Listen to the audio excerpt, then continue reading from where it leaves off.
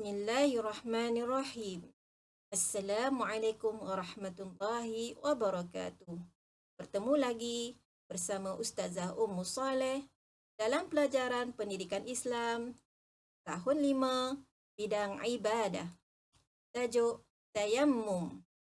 Tajuk Tayammum. Rujukan buku teks Pendidikan Islam tahun 5 muka surat 102 hingga 107. Ini merupakan contoh muka surat 102 buku teks Pendidikan Islam tahun 5. Baiklah, sebelum meneruskan pembelajaran, mari kita ketahui apakah objektif pembelajaran pada kali ini. Yang pertama, kamu boleh menyebut pengertian tayammum. Kedua, kamu boleh menyatakan rukun tayammum. Dan yang ketiga, kamu boleh menyenaraikan sebab-sebab harus tayammum. Okey, perhatikan gambar. Okay, jika sakit, bagaimanakah hendak berwuduk? Sakit yang begini. Tangan kamu berbalut kerana luka. Tangan kamu melecuk, mungkin kerana terkena air panas. Sakit, bagaimana hendak berwuduk? Sekiranya tersentuh air, bertambah sakit. Mungkin susah untuk sembuh. Jadi bagaimana caranya? Okay, Ustaz jawab, Alhamdulillah, jangan risau. Sebab kita boleh gantikan dengan bertayamum. Ini contoh tayamum. Ini contoh aktiviti tayamum. Kita tak guna air, sebaliknya kita gunakan debu tanah yang suci. Baiklah, apakah erti tayamum? Tayamum dari segi bahasa ialah sengaja ataupun tujuan. Dalam bahasa Arab disebut dengan perkataan al-qasdu. Al-qasdu yang bermaksud tujuan. Sementara dari segi istilah pula, tayamum ialah menyapu debu tanah yang suci ke muka dan kedua-dua belah tangan hingga ke siku dengan niat dan syarat-syarat tertentu. Sekali lagi, tayamum ialah menyapu debu tanah yang suci ke muka dan kedua-dua belah tangan hingga ke siku dengan niat dan syarat-syarat tertentu. Baiklah. Sekarang, apakah tujuan tayamum? Kenapa perlu bertayamum? Tayamum ialah sebagai pengganti. Pengganti untuk kita berwuduk kerana terhalang untuk menggunakan air. Dan juga sebagai pengganti untuk kita mandi wajib sebab terhalang untuk menggunakan air. Apakah penghalang-penghalang tersebut? Kita akan belajar selepas ini. Dalil nakli tentang tayamum. Ini merupakan sebahagian ayat Al-Quran daripada surah Al-Ma'idah ayat 6. Sebahagian, bukan semua. Jadi Ustazah bacakan, kamu dengar dan kamu boleh ulang bersama. A'udzu billahi minasyaitonir rajim. Bismillahirrahmanirrahim. Falam tajidu ma'an fatayammamu sa'idan tayyiban. Sekali lagi, Ustazah baca ya. A'udzu billahi minasyaitonir rajim. Bismillahirrahmanirrahim. Falam tajidu ma'an fatayammamu sa'idan tayyiban. Sadaqallahul azim. Maksudnya, sedangkan kamu tidak memperoleh air untuk berwuduk dan mandi, maka hendaklah kamu bertayamum dengan debu tanah yang bersih ataupun suci. Baiklah. Apakah rukun-rukun tayamum? Rukun tayamum ada 4. Yang pertama, niat. Yang kedua, menyapu debu tanah ke muka. Yang ketiga, menyapu debu tanah pada kedua-dua belah tangan hingga ke siku. Dan yang keempat, tertib. Sekali lagi ikut Ustazah. Rukun tayamum ada 4. Yang pertama niat, yang kedua menyapu debu tanah ke muka. Yang ketiga, menyapu debu tanah pada kedua-dua belah tangan hingga ke siku. Dan yang keempat, tertib. Ustaz harap kamu boleh ingat dengan baik rukun tayamum. Seterusnya, mari kita menghafaz bersama-sama niat tayamum dan ertinya. Ikut ustazah ya. Nawaitu tayammuma listibahatis salati lillahi ta'ala. Sekali lagi, ikut ustazah. Nawaitu tayammuma listibahatis salati lillahi ta'ala. Sekali lagi kita baca laju sikit. Nawaitu tayammuma listibahatis salati lillahi ta'ala. Artinya, sahaja aku bertayamum bagi mengharuskan solat kerana Allah Ta'ala. Sahaja aku bertayamum bagi mengharuskan solat kerana Allah Ta'ala. Hafalkan ya? Nanti Ustazah akan tasmik. Apakah sunat-sunat tayamum? Yang pertama, membaca basmalah. Ini bukan rukun, bukan wajib ya. Tapi kalau kita buat, dapat pahala. Sunat ya. Dia tak menjadi kesalahan kalau kita tak lakukan. Sebaliknya, kalau kita lakukan, dapat pahala. Membaca basmalah ialah kalimah Bismillahirrahmanirrahim. Itu sunat.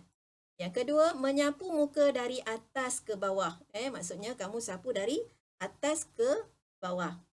Itu sunat, dapat pahala. Yang ketiga, menipiskan debu pada tapak tangan. Menipiskan debu pada tapak tangan. Tadi kita dah tepuk tangan, kedua belah tangan pada debu. Kita nipiskan. Kita buat macam ni. Nipiskan debu. Supaya ada debu-debu yang kasar, dia jatuh. Yang keempat, merenggangkan jari ketika menepuk debu. Maksudnya kamu kena buka jari ya. Macam ni. Baru tepuk. Supaya ada debu. Di sekeliling jari kita ni. Belah bawah. Yang kelima, mendahulukan anggota kanan daripada yang kiri. Yang ni pada tangan lah ya. Kita dahulukan tangan kanan. Mulakan dengan tangan kanan. Baru sebelah kiri. Itu sunat. Dan seterusnya menghadap kiblat. Sunat juga menghadap kiblat.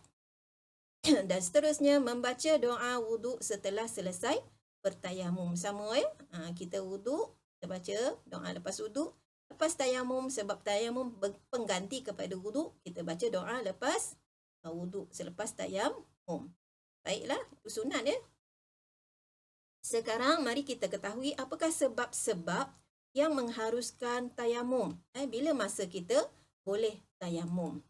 Yang pertama, sebab yang pertama ialah tiada air setelah berusaha mencarinya. Dah masuk waktu kita cari air, tak jumpa air. Mungkinlah waktu tu kemarau, kita dah cari air, tak ada. Jadi, kita takut habis waktu, kita boleh tayamum. Yang kedua, ada air tetapi hanya mencukupi keperluan diri dan ternakan. Ada air tapi tak banyak. Ada air hanya untuk memasak, membasuh, untuk minum dan juga untuk beri minuman kepada haiwan peliharaan kita. Maka ketika itu menjadi penyebab untuk kita harus bertayamum. Ketiga, jarak tempat ada air terlalu jauh. Ada air tapi jauh sangat. Kalau kita nak pergi jalan kaki, mungkin masa tu tak ada kenderaan, akan habis waktu solat. Maka ketika itu harus kita bertayamum. Yang keempat, terhalang daripada menggunakan air disebabkan sakit atau ada musuh berdekatan dengan tempat air. Ada halangan. Kita ada air, tapi masalah ada halangan, iaitu sakit. Kalau kita guna air juga, doktor kata bahaya. Penyakit tadi akan bertambah kronik, bertambah teruk ataupun lebih parah lagi boleh menyebabkan kematian. Maka ketika itu haruslah kita bertayamum. Ataupun tempat itu ada air tetapi ada musuh, ada haiwan liar, haiwan yang boleh mengancam keselamatan, ataupun musuh-musuh yang lain bahaya, maka ketika itu harus kita bertayamum. Tak perlu dah pergi cari air di situ. Sebab apa? Ada penghalang. Dan yang kelima, terhalang disebabkan cuaca terlalu sejuk. Ada air tapi cuaca ketika itu terlalu sejuk, sehingga boleh memudaratkan. Kalau kita beruduk juga, kita mandi juga guna air, boleh menyebabkan penyakit kronik ataupun menyebabkan kematian. Maka ketika itu haruslah kita bertayamum. Ini antara sebab kenapa kita harus bertayamum. Ketika ada air dan ketika tiada air. Ada air, ada halang, tak ada air, memang tak ada air lah. Bolehlah kita bertayamum. Baiklah sekarang. Okey, apakah syarat-syarat tayamum? Yang pertama, syaratnya mesti mencari air selepas masuk waktu solat. Pastikan dah masuk waktu, baru boleh mula mencari air. Jangan sebelum waktu masuk baru kita dah mula cari. Tak dikira. Zuhur lambat lagi, pukul 9 pagi kita dah cari air. Tak boleh lah. Maksudnya, dengar je azan zuhur ataupun kita nampak jam dah menunjukkan waktu zuhur, baru kita mula cari air. Itu syarat yang pertama. Okey, yang kedua, bertayamum selepas masuk waktu solat. Maksudnya kita dah dengar azan zuhur, contoh ataupun kita nampak jam, dah masuk waktu zuhur, baru kita mula bertayamum. Tak boleh bertayamum sebelum masuk waktu. Syarat yang kedua mesti selepas masuk waktu solat. Yang ketiga, menggunakan debu tanah yang suci. Syarat yang ketiga ialah mesti menggunakan debu tanah. Tak boleh guna debu tepung, tak boleh guna debu bedak, ataupun debu-debu yang lain. Wajib menggunakan debu tanah. Dan tanah itu mestilah, debu tanah itu mesti suci, bersih daripada najis. Okey, itu syarat yang ketiga. Syarat yang keempat, menghilangkan najis terlebih dahulu. Contoh, pada pembalut luka awak ada najis, ada darah. Darah najis mutawasitah, ataupun nanah, najis mutawasitah juga. Okey, kita gantikan pembalut itu dengan yang baru, yang bersih. Barulah kita bertayamum. Okey. Apakah perkara-perkara yang membatalkan tayamum? Bila mana tayamum itu akan terbatal? Yang pertama, melakukan semua perkara yang membatalkan wuduk. Okey, apa saja yang membatalkan tayamum adalah membatalkan wuduk. Apa saja yang membatalkan wuduk adalah membatalkan tayamum. Apa contoh? Batal wuduk, tersentuh kulit yang antara yang bukan mahram. Keluar angin, keluar sesuatu daripada salah satu jalan keluar najis. Okey? Sama ada kubul ataupun dubur. Bukan kubur kubul. Kubul ataupun dubur. Batal wuduk kita. Batal jugalah tayamum. Seterusnya, ada air selepas bertayamum sebelum solat. Dah ada air. Kita belum tunaikan solat lagi. Dah ada air. Maka terbatallah tayamum tadi. Berbeza kalau kita dah solat. Kalau kita dah tunaikan solat dengan tayamum tadi, dah selesai bagi salam, baru datang air. Di situ ada perbezaan pendapat. Pendapat pertama mengatakan sah solat tadi, tak perlu ulang. Pendapat yang kedua kata perlu ulang solat tadi. Dan yang ketiga, sembuh daripada sakit dan boleh menggunakan air. Batallah tayamum tadi. Dah siap tayamum, doktor kata buat apa tayamum lagi? Kamu dah boleh. Luka tu dah boleh kena air, tak ada masalah. Doktor dah bagi jaminan. Jadi ketika itu batallah tayamum tadi, kita perlu berwuduk. Okey, yang keempat, telah luput waktu solat. Dah habis waktu solat. Batallah tayamum tadi. Contoh, kita dah tayamum untuk solat zuhur, habis waktu solat zuhur, masuk pula solat asar. Boleh tak kita gunakan tayamum masa kita solat zuhur tadi? Tak boleh. Kena ambil tayamum yang baharu. Satu tayamum untuk satu solat fardu. Okey, yang kelima murtad, keluar daripada Islam, batal lah tayamum dia. Bila dah murtad, apa tujuan lagi dia nak solat? Dia dah murtad, batal lah tayamumnya. Itulah antara perkara-perkara yang membatalkan tayamum. Baiklah, bagaimana pula tata cara untuk bertayamum? Yang pertama, tekapkan, saya dah sebut tadi sunatnya buka jari jemari, tekap kedua-dua tapak tangan pada debu tanah yang suci. Macam ni cara dia. Okey, yang kedua nipiskan. Nipiskan debu pada kedua-dua tangan. Macam ni macam ni. Kita ketuk, terus lagakan antara dua tapak tangan. Yang ketiga, sapukan debu suci ke muka sambil berniat. Okey, sapu daripada atas sunat tadi kan? Sapu. Okey.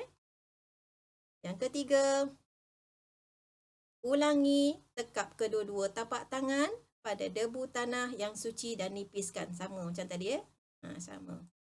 Okey, sapu debu yang suci pada tapak tangan kiri ke bahagian bawah tapak tangan kanan hingga ke siku. Okey, ini contoh dia. Ni tangan kanan Ustazah. Ni tangan kiri. Sapu. Daripada bawah. Okey. Ke depan. Okey. Sambung pula yang tangan kiri. Ulangi menyapu. Menyapukan debu yang suci pada tapak tangan kanan ke bahagian bawah tapak tangan kiri hingga selesai. Itulah cara-cara bertayamum. Kamu boleh rujuk berulang kali supaya kamu mahir.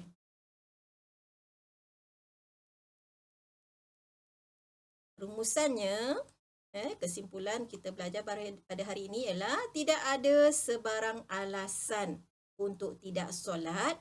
Tak ada alasan untuk tinggalkan solat kerana Allah telah menyediakan pelbagai kemudahan kepada kita. Justru kita hendaklah menjadi seorang hamba yang bertakwa. Tayamum tadi merupakan kemudahan, merupakan rukhsah. Jadi Allah dah bagi kita pelbagai kemudahan. Ambillah. Supaya kita jadi orang yang baik, hamba yang taat perintah Allah. Sekian, terima kasih. Jumpa lagi. Wabillahi taufiq wal hidayah. Wassalamualaikum warahmatullahi wabarakatuh.